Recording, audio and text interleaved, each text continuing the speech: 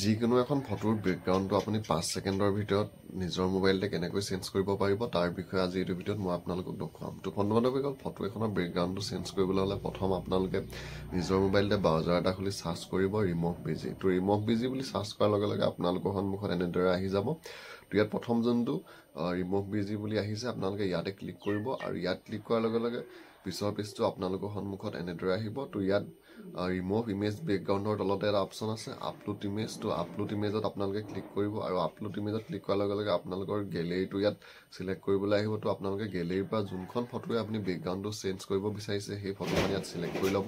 Select কৰি ইয়াত যোনটো চ'ৰ্চৰ অপশ্যন আছে আপুনি চ'ৰ্চত ক্লিক কৰিব আৰু চ'ৰ্চত ক্লিক কৰাৰ লগে লগে আপুনি আপলোড কৰা ফটো, আপুনি এতিয়া যোনখন ফটো চিলেক্ট কৰিলে সেই ফটোখন ইয়াত এতিয়া আপলোড হৈ আছে আৰু আপলোড হোৱা 5 ছেকেণ্ডৰ ভিতৰতে আপোনালোকৰ সন্মুখত ফটোখনৰ যোনটো বেকগ্ৰাউণ্ড হয় সেই বেকগ্ৰাউণ্ডটো ইয়াত চেঞ্জ হৈ যাব।